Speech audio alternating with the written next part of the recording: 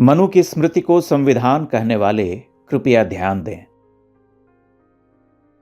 शूद्रो ब्राह्मणतामेति ब्राह्मणश्चैति शूद्रताम क्षत्रियात् जातम् एवं तु विद्याद्वैश्यास्तथैव च। अर्थात शूद्र ब्राह्मण हो जाता है, ब्राह्मण शूद्र हो जाता है। इसी प्रकार क्षत्रिय और वैश्य का भी वर्ण परिवर्तन समझना चाहिए, यह विद्या से होता है। यह वही वर्ण परिवर्तन है कि आपने इंजीनियरिंग की है तो आप इंजीनियर होंगे, आपने डॉक्टरी की है तो आप डॉक्टर होंगे। पर यदि आप विद्या का एक दूसरा पथ अपना लेते हैं तो उसके अनुसार हो जाएंगे। वर्ण वह जो शिक्षा दीक्षा के उपरांत आचार्य प्रमाणन से होता है। यही बात मनु अन्यत्र भी कहते हैं। महायज्ञैश्च यज्ञैश्च ब्राह्मीय क्रियते तनुः, कि ब्राह्मण का शरीर यज्ञादि श्रेष्ठ कर्मों से बनता है। यदि वेद अध्ययन न करे ब्राह्मण तो मनु के अनुसार शूद्र हो जाता है।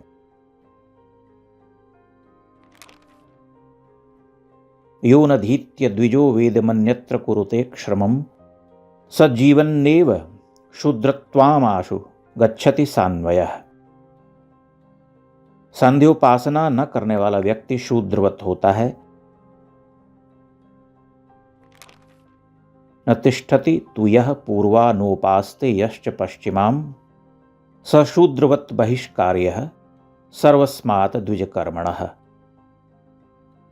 यथोक्त आयु सीमा तक उपनयन में दीक्षित न होने पर द्विज बनने की इच्छा रखने वाले व्यक्ति व्रात्य संज्ञक शूद्र कहलाते हैं।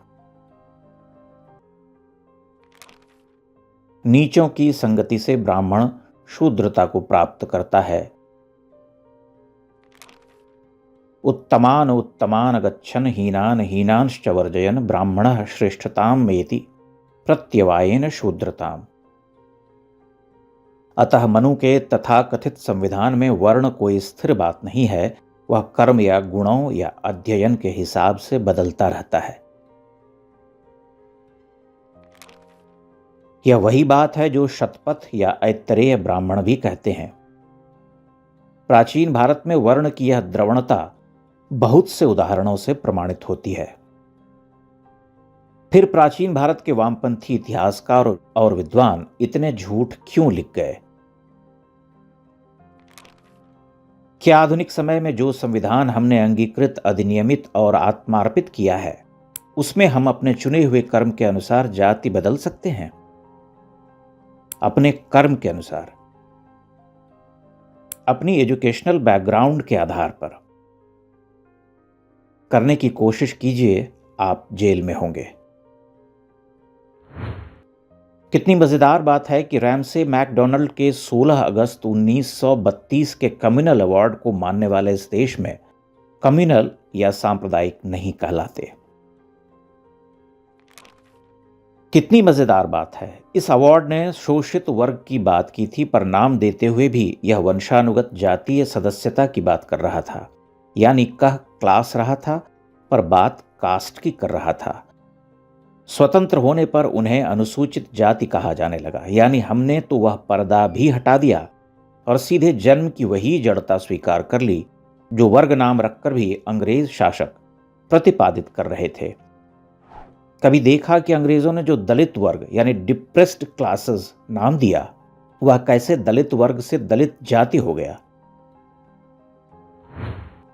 और स्वतंत्र भारत ने जिस अनुसूचित जाति शब्द का प्रयोग उचित समझा था, कैसे उसकी जगह अंग्रेजों का दलित शब्द उन्हीं बुद्धिजीवियों ने अपनाना उचित समझा जो गांधी जी के द्वारा प्रयुक्त एक शब्द को अपमान समझते थे। हिंदी साहित्य के पुरोधाओं ने भी दलित विमर्श जारी रखा। अंग्रेजी का विरोध करने वाले अंग्रेजों की विरासत का कितना सम्मान कर रहे थे। अंग्रेजों ने ही अनुसूची बनाई, बाद में उनके सावधि पुनरीक्षण हुए। वे पुनरीक्षण किस कारण थे? क्या मनुस्मृति में रैमसे मैकडॉनल्ड अवार्ड के द्वारा बताई गई या अधिसूचित कोई जातियां हैं जिनका merit, action, occupation, personal quality या अध्ययन के जरिए कोई परिवर्तन ही नहीं हो सका? पुरुष सूक्त के अनुसार ही चारों वर्ण मनु ने भी दोहराए। छांदोग्य उपनिषद ने जब जन्मगत बात की तब भी उसमें बल कर्म पर ही था कि यदि पिछले जन्मों में शुभ कर्म करेंगे तो द्विज बनेंगे। वज्रसूची उपनिषद कहती है कि यदि ब्रह्म को उपलब्ध किया, रियलाइजेशन ऑफ सेल्फ किया, तो द्विज बनेंगे। महाभारत में ऋषि भारद्वाज कहते हैं कोई वर्ण भेद नहीं, यह पूरा विश्व ही ब्रह्म है जो कर्मों के द्वारा विभाजित होता है। विश्व, यह शब्द महत्वपूर्ण है। मनु ने भी जब पुरुष के मुख बाहु उरूप उपज्जानाम 4 वर्ण बताए थे तो भारत के जातीय संदर्भों में, स्थानीय संदर्भों में नहीं कहे थे। वे सर्वस्यास्य तु सर्गस्य, सभी के लिए, सृष्टि के लिए यह कह रहे थे। सज्जनों ने अपने संकीर्ण स्वार्थों के लिए इसका फ्रेम छोटा किया, इसकी नैरो कास्टिंग की उन्होंने, लेकिन मढ़ दिया मनु के ऊपर। मनु की इस पिजन होलिंग के पीछे तर्क क्या था? मनु कौन सा प्रशिक्षण दे रहे इन शोषक द्विजों को कि इंद्रिय संयम रखो, कि विषय त्याग ही श्रेष्ठ है, कि सिद्धि उसी से प्राप्त होती है, कि जितेंद्रिय बनो, कि एक भी इंद्रिय के असंयम से प्रज्ञा हानि होती है, कि पढ़ाई या अग्निहोत्र आदि में अनध्याय यानी न पढ़ने जैसा विकल्प नहीं है, स्वाध्याय करो। इन चीजों से शोषण के संसाधन या कौशल का विकास कैसे होता है? उसके लिए तो भोगवाद चाहिए, बाजार चाहिए और उसकी केंद्रीय वैल्यू के लिए लाभ का अधिकतमीकरण चाहिए। उसके लिए लागतों को, खासकर श्रम लागत का न्यूनतमीकरण चाहिए। बिना कोई मुआवजा दिए उनसे निर्धारित समय में भी ज्यादा काम करवाने की कला चाहिए। बंधुआ मजदूरी, उपनिवेशवाद, चाबुक, स्लेवरी, हिस्टोरिकल स्वेटशॉप्स, प्रतिस्पर्धा, बेईमानी, एकाधिकार, उन जगहों पर पहुंचना जहां सरकारें सुस्त हों और कड़े नियम न हों, टैक्स हेवन, स्वार्थपूर्ण पूंजी संचय, उपभोक्तावाद, वो सब। लेकिन उन सब को भूलकर मनु पर टूट पड़ने की वह अदा क्या स्वयं भारत में क्रांति को भटकाने की कोशिश नहीं थी?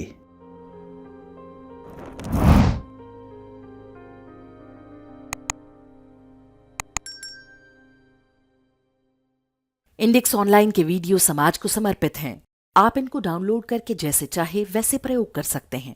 चाहे तो आप हमारे टेलीग्राम चैनल से जुड़ सकते हैं, वहां सारे नए पुराने वीडियो आपको मिल जाएंगे। हमारे सोशल मीडिया लिंक हर वीडियो के डिस्क्रिप्शन में होते हैं।